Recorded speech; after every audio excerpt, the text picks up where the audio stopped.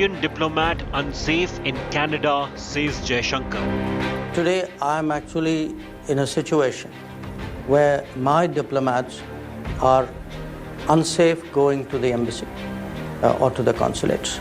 In Canada? In Canada. After India, Bangladesh hits out at Canada. We have a problem with Canada, and that's about we have one of the killers of our father of the nation, Bangabandhu Sheikh Mujibur Rahman. In the line of fire, Trudeau furiously backpedaling. India is a growing economic power and important geopolitical player. 10 days, no proof. Will Canada give proof or back off?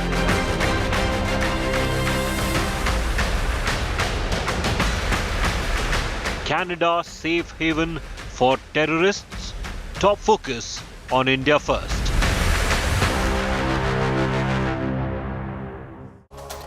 Canada and India are strategic partners. But do genuine partners and friends, do they hide criminals, extremists and terrorists in their country who've either harmed or intend to harm citizens of the partner country? If no, then what explains Canada claiming to be a liberal, democratic, rules-based order, refusing to act against Khalistani terrorists and extremists, and even the killer of Bangabandhu Sheikh Mujibur Rahman of Bangladesh? Are countries like Canada and the United States actually becoming safe havens for terrorists, extremists and fugitives from law?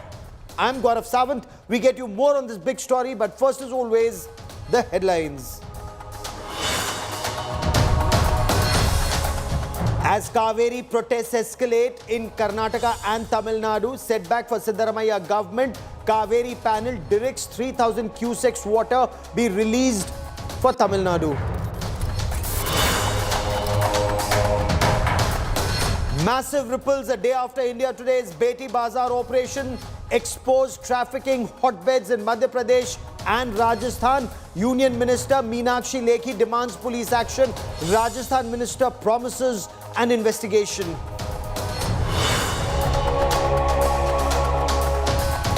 Pakistan Cricket Board chief makes an outrageous and unsporting comment. Despite India rolling out the red carpet for Pakistan's cricket team, the PCB chief calls India Dushman Mulk or enemy country.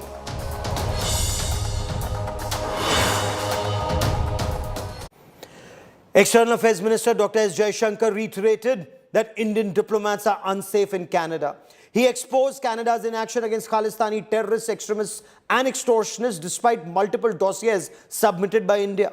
He also said Canada had shared no details regarding the allegations leveled by Canada's Prime Minister Justin Trudeau.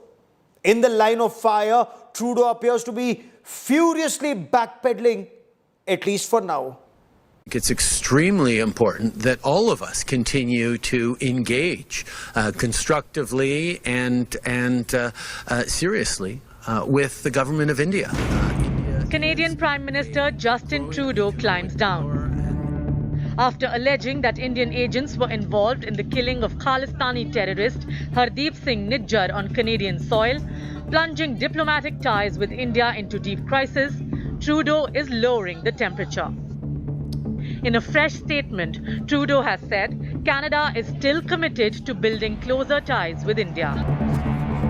I think it's extremely important that all of us continue to engage constructively and seriously with the government of India. India is a growing economic power and important geopolitical player.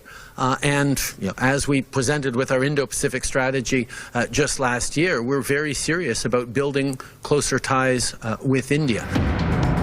The diplomatic standoff began on September 19 when Trudeau made unsubstantiated charges over the murder of Khalistani terrorist Nijjar, that too inside the Canadian Parliament. Between agents of the government of India and the killing of a Canadian citizen, Hardeep Singh Nijjar. Since then, over the course of 10 days, Trudeau has given multiple statements against India, but failed to provide an iota of evidence. Over the past number of weeks, Canadian security agencies have been actively pursuing credible allegations of a potential link between agents of the government of India and the killing of a Canadian citizen, Hardeep Singh Nijjar. There are credible reasons to believe that agents of the government of India were involved in the killing of a Canadian on Canadian soil. That is something of the utmost and foundational importance in a country of rule of law, in a world where international rules-based order matters. In regards to India, Canada has shared the credible allegations that I talked about on Monday with India. We did that many weeks ago, and we are there to work constructively with India, and we hope that they engage with us so that we can get to the bottom of this very serious matter. The softening of Trudeau's stand comes as he faces a backlash from the opposition and even some of his allies in Canada. To add to Trudeau's woes, he has failed to get any solid support from other Western countries. The only briefings that I've been able to receive from CSIS are what are called open information briefings or open source briefings, which is information that's available to the public doing an internet search, which I find frustrating. India has rubbished Trudeau's charges of involvement in the murder of Nijjar. The Narendra Modi government, in turn, has put the focus on how Canada has sheltered Khalistani terrorists working against Indian interests. With Anisha Mathur in Surrey, Bureau Report, India Today. And after India, Bangladesh has exposed Canada's doublespeak on shielding criminals on Canadian soil. The killer of the former president and founder of Bangladesh, Bangabandhu Sheikh Mujibur Rahman, Colonel Noor Mohammad Chaudhry, has been hiding in plain sight in Canada, and despite repeated requests by the Bangladesh government, the Trudeau administration has refused to extradite him. The Foreign Minister of Bangladesh spoke exclusively to India Today's Foreign Affairs editor, Geeta Mohan. We bring you this India Today exclusive.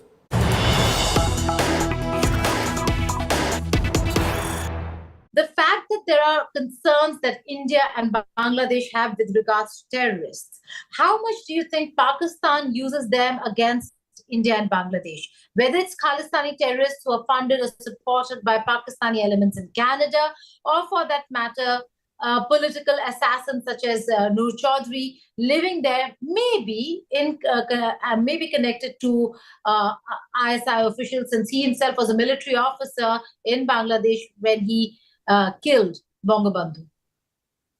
You see, we believe that all assassins, all murderers, all terrorists must face, due process of law. They should face justice, and all countries should cooperate. Doesn't matter. You see, all countries. These are some fundamental things. In those fundamental things, other small national interests they should overlook, and here we should all be together. That any murderer, any assassin, any terrorist, they should face justice.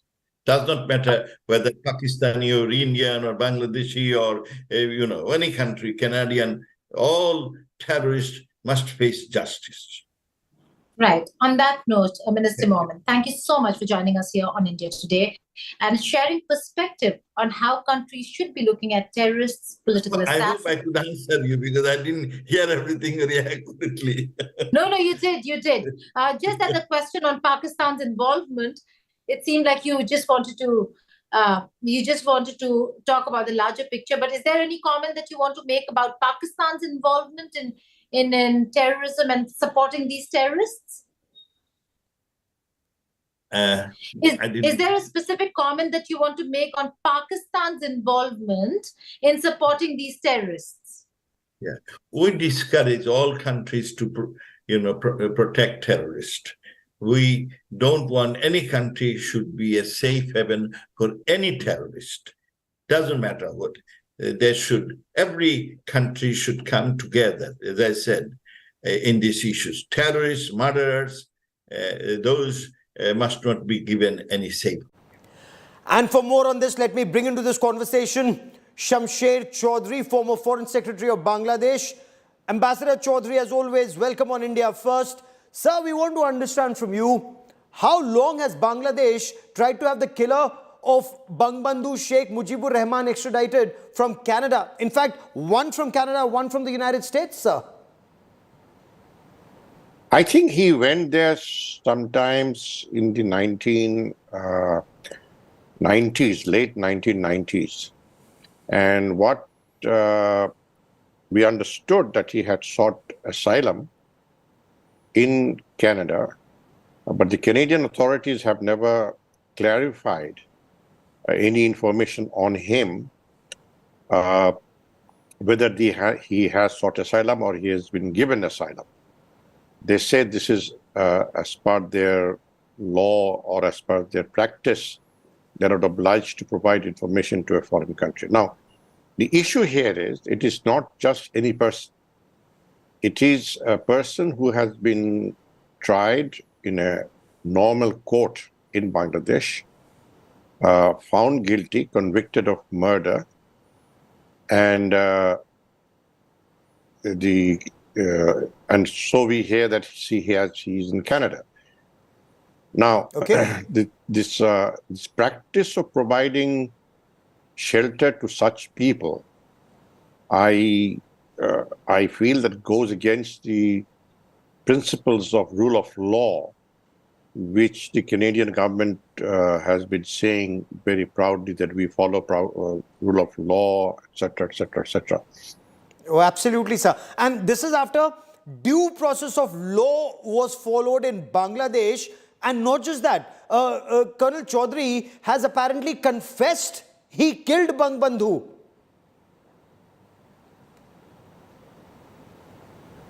Yeah, it's the same person. Yeah, Noor Chaudhry is the person in question.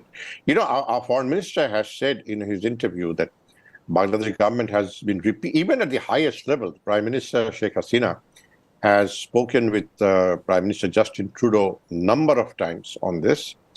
And at one time it looked Justin Trudeau was willing to be cooperative, but since then there has been no follow-up from the Canadian side. This has been part of every dialogue Bangladesh government has had with the Canadian government over the last decade or even more than a decade. But the response from the Canadian has been one of silence. And what has Canada's response been? If requests have been made at every level, whether it's diplomatic or the level of Foreign Secretary, Foreign Minister, and Sheikh Hasina, the head of government herself, what's the response from the Justin Trudeau administration? Well, as far as I understand, and as the Foreign Minister said in his interview, that we don't provide or disclose information or whether somebody has sought asylum or not. I mean, they're not willing to even state that Mr. Chaudhry is in Canada. But there is evidence that he is in Canada. And the fact that it's like providing shelter to killers, whoever they have killed or whoever the killer is. But in this case, it is the group of people who has not only killed the head of state of Bangladesh in 1975, but also family members, including a young child of 10 or 11 years old. Shocking. So would Canada do the same if some Canadian citizen who's carried out a murder in Canada and sought shelter in Bangladesh and we refuse to provide information? Would Canada be happy with that? I don't think so. And Ambassador, does this reflect Canada's perhaps contempt for other democracies, contempt for due process of law in Asian democracies? Well, I don't think Canada applies this law for Asia alone. I think they do it for everybody, every country in the world. Now, I remember when I was in our High Commission in Canada in the mid to late 1980s, one incident involving an American convicted killer who was waiting to be executed. He managed to escape from the prison off with the prison van or whatever, and entered Canada illegally. And he was traced out. And the Americans identified him, the Canadians identified him. The Canadians said that, sorry, because he's going to face death sentence in America, we will not hand him over to you. But in that case, the Canadians agreed or accepted that that person is in Canada. And under American pressure, if I remember right, that was way back about 30 years ago. If I remember right, the Canadians finally, under American pressure, agreed to imprison him without parole. So it's like one standard for the United States, something else for Bangladesh or any other country. Now, the American person was he was a plain killer. He was convicted of killing some young girl or something like that. But the Canadians, under American pressure, agreed to arrest him and put him behind bars without parole for the rest of his life. You're absolutely right, sir. And we will track this story very closely. But for joining me here on India First, Ambassador Chaudhary, many thanks. It's day 10 of the India-Canada diplomatic deadlock after that statement made by Canadian Prime Minister Justin Trudeau. And India Today is the only channel to have reached that Gurudwara in Surrey where terrorist Hardeep Singh Nijjar was shot at 50 times on the 18th of June. We've not only found out that pro-Khalistan posters and flags are still there at this Gurudwara. There are also posters targeting Indian diplomats. They've also not been removed despite an order of the Canadian government. India Today's Anisha Mathur is on ground zero with this India Today World Exclusive.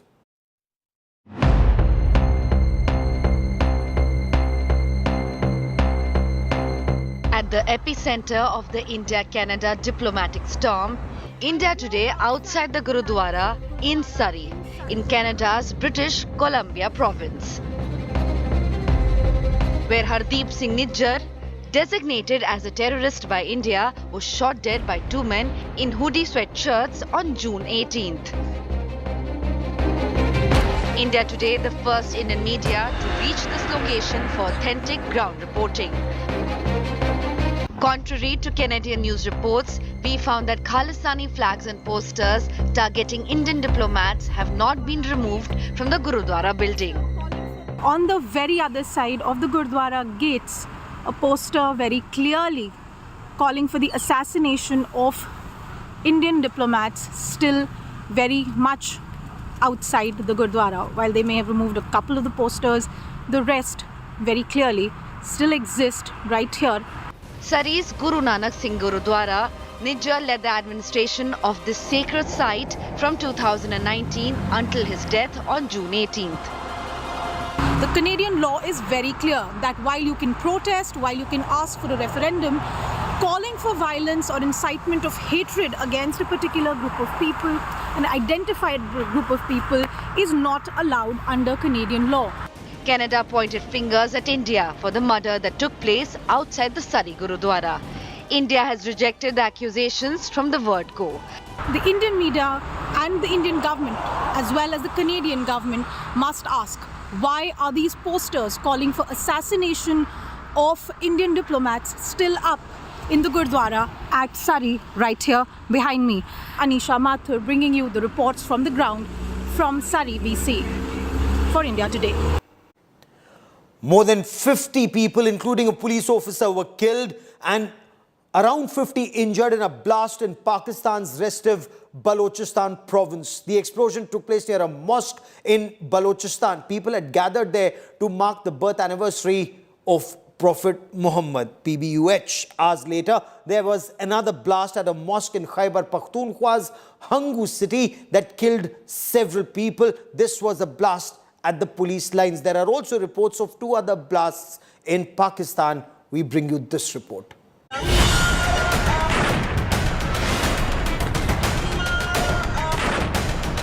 Two blasts during Friday namaz rock Pakistan. One in Balochistan and the other in Khyber Pakhtunkhwa. Over 50 people are dead and more than 100 are injured in the blast at a religious procession in Balochistan. 100 परस जो है total injured patients थे, इसमें mostly जो first aid दे के हम लोगों ने Quetta trauma centre refer कर दिए हैं। The explosion took place near a mosque in Balochistan's Mastung district, where people were gathering to mark the birth anniversary of Prophet Muhammad. The bomber detonated himself near the vehicle of the Deputy Superintendent of Police, who also died in the attack. The injured are being treated at hospitals in the nearby town of Mastung. No group has claimed responsibility for the blast. This was the second major blast in Mastung district in September. Earlier this month, a blast injured several people, including Jamaat Ulema-e-Islam Fazl leader Hafiz Hamdullah. Hours later, another blast took place at a mosque in Khyber Pakhtunkhwa's Hangu city. At least 4 people were killed. The 2 bomb blasts have taken place amid a surge in attacks by militant groups in the western region of the country.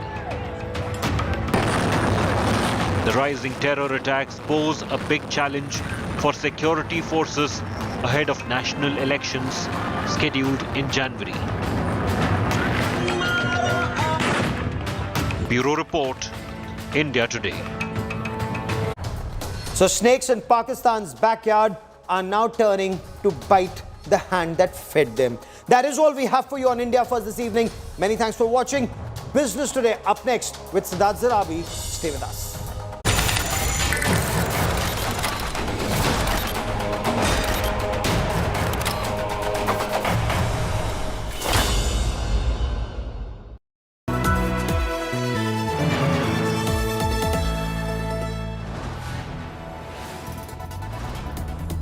You are watching India Today, powered by Finest, Be Sustainable Change, a BNP Group company.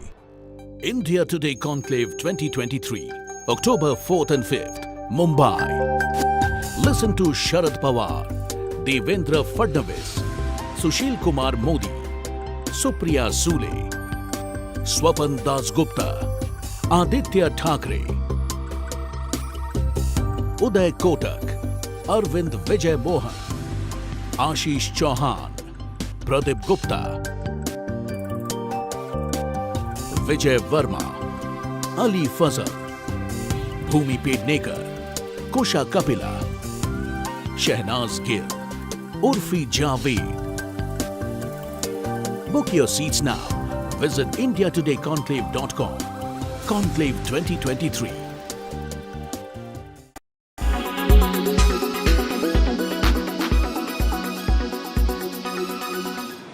पहली चीज़ तो मैं ये clear कर दूं कि आम Aadmi party India alliance के प्रति कमिटेड है और आम आदमी पार्टी बिल्कुल किसी भी हालत में इंडिया अलायंस से अलग नहीं होगा और अलायंस के धर्म को निभाने के लिए हम पूरी तरह से कटिबद्ध हैं। कल मैंने सुना था कि नशे की वजह से किसी पर्टिकुलर नेता या किसी पर्टिकुलर व्यक्ति को पंजाब पुलिस ने गिरफ्तार किया था। मेरे पास डिटेल्स नहीं है, डिटेल्स के लिए आपको पंजाब पुलिस से बात करनी पड़ेगी। They can only provide you the details of the case, why he was arrested etcetera. But the government in Punjab, Bhagwant Mann government is committed, Aam Aadmi Party government is committed to जो नशा है, नशे को ख़त्म करने के लिए हम बिल्कुल कमिटेड है, क्योंकि नशे ने हमारे युवाओं को, पूरी एक पीढ़ी को बर्बाद कर दिया है। जिस स्केल के ऊपर नशा है आप इमेजिन भी नहीं कर सकते। तो उसके खिलाफ एक जो जंग छिड़ी हुई है, उस जंग में फिर कोई कितना भी बड़ा आदमी हो, कितना भी छोटा आदमी हो, उसे फिर बख्शा नहीं जाएगा। लेकिन मैं किसी भी इंडिविजुअल केस और किसी भी इंडिविजुअल के ऊपर टिप्पणी नहीं करना चाहूँगा, बिकॉज डिटेल्स मेरे पास नहीं है। डिटेल्स के लिए आपको पंजाब पुलिस से बात करनी। गोयल जी, सबसे पहले तो ये बताइएगा यहाँ आखिर हुआ क्या था पिछले महीने? पिछले महीने इस सारे सिनेरियो में जो एजिटेटेड माहौल था, उसमें कुछ लोग मंदिर की फेंस को जंप करके आधी रात के बाद फेंस को जंप करके आए और मंदिर के फ्रंट गेट पर जाकर उन्होंने पोस्टर चिपकाए, जिसमें वो एडवोकेट कर रहे थे कि murder of high commissioner of India as well as consulate general of Toronto and Vancouver, उनके मर्डर के बारे में प्रोपोगेट कर रहे थे। तो वो एक तरह की एक इंडिकेशन है टू टेरराइज द पब्लिक। उनको डराने के लिए ये जो माहौल क्रिएट किया जा रहा है, हालांकि उससे कोई अचीव नहीं होता उनको, बट ये एक मेथड है कि पब्लिक को कैसे टेरराइज किया जाए। तो उसमें तो क्या पब्लिक टेरराइज हो रही है इस तरह की चीजों से? पब्लिक में क्या देखिए मैसेज जा रहा है? देखिए, पब्लिक के अंदर मैसेज ये जा रहा है कि पब्लिक ने पिछले 2-3 स्पेशली मार्च में जो एक इंसिडेंट हुई थी कि consulate high commissioner of India सरी में आए थे, तो उनका कहीं एक डिनर अरेंज था, तो वहां पर ये खालिस्तानी अपने लोगों के साथ पहुंच गए एजिटेट करने के लिए और वायलेंस क्रिएट किया। वहां पर जो भी कोई जा रहा था वहां पर फिजिकल असॉल्ट हुए राइट इन पुलिस की प्रेजेंस के अंदर। तो पुलिस ने rather than charging them and did not say anything और लोगों को डिस्पर्स कर दिया, लेकिन उन्होंने कोई एक्शन नहीं लिया, जिससे पब्लिक में बहुत ही एक डिस्टर्बेंस मेंटली क्रिएट हुई, स्पेशली हिंदू कम्युनिटी, कि यदि पुलिस ऐसा करती है कि कोई एक्शन ना ले कल्प्रिट्स के अगेंस्ट, ये एक मैसेज आता है कि law enforcement and government authorities are basically उनके साथ मिलकर काम कर रही हैं, या उनसे कोई उनकी कंपल्शन है जो एक्शन नहीं ले रही। ऐसा तो कभी नहीं कनाडा में हुआ कि law enforcement and government authority does not come forward. तो वो एक मैसेज पब्लिक में गलत गया। मैं यहाँ उन युवतियों को लेकर आया था जो बहुत बड़ी अल्पायु की थी, जिनको ह्यूमन ट्रैफिकिंग किया गया था, और मैंने अजय माखन जी को मिलाया था और मैंने कहा था इसमें प्रभावी कार्रवाई होनी चाहिए। तो आपने जो स्टिंग ऑपरेशन किया इसमें 100% सच्चाई है, और ये ज्यादा है गुजरात और राजस्थान के बॉर्डर पर में झाड़ोल फलासिया और इधर अपना मध्य प्रदेश के बॉर्डर पर लगा हुआ जो मनोर थाना वगैरह झालावाड़ का इलाका है, इसमें ह्यूमन ट्रैफिकिंग और विशेषकर युवतियों की, बहुत छोटी छोटी उम्र की बच्चियों की बड़े पैमाने पर ह्यूमन ट्रैफिकिंग के मामले कई बार मैंने उठाए हैं, वर्षों से उठा रहा हूं, लेकिन 4 साल में बहुत उठाए हैं। करीबन 17 ऐसी युवतियों को तो लेके मैं कलेक्टर ताराचंद जी जो अभी वहां पर थे उनके चैम्बर में घुस गया था, और पॉक्सो एक्ट के मुकदमे भी उसमें दर्ज हुए हैं, लेकिन सरकार की तरफ से कोई गंभीरता ऐसे मामलों में है नहीं। It's a very horrendous social crime which is happening, and it's in the knowledge of Rajasthan police also.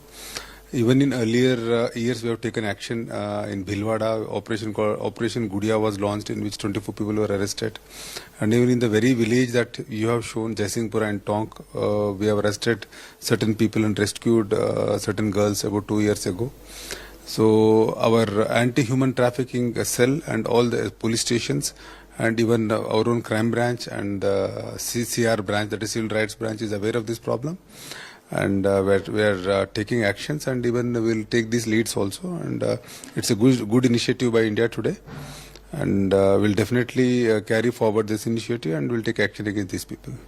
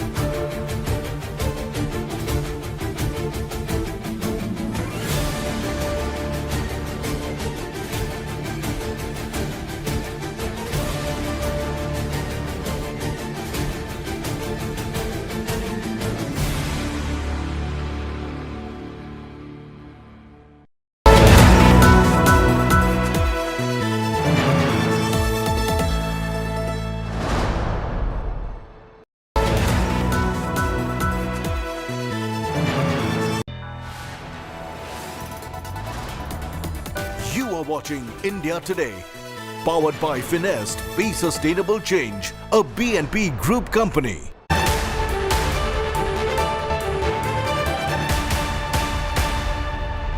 Hello and welcome. I'm Siddharth Zarabi and you're watching Business Today Television. The recent G20 summit at New Delhi was a success. And one of the key elements that emerged from the unanimous leaders' declaration was a call for reform to ensure that multilateral development banks become bigger, better, and more efficient. I'm today joined by the two co-chairs of the special expert group that led to this. Lawrence Summers, prominent economist, former Treasury Secretary of the United States of America and President Emeritus of Harvard University. Welcome to the show. Good to be with you. Thank you.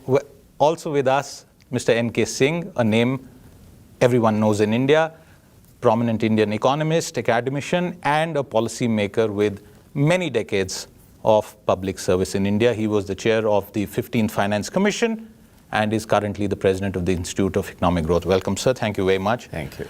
Let me begin by asking you, Professor Summers, about a recent talk where you said the world is on fire, and then you linked it to the reform of the multilateral banking system, a system that's been there for many decades now. What led you to this conclusion?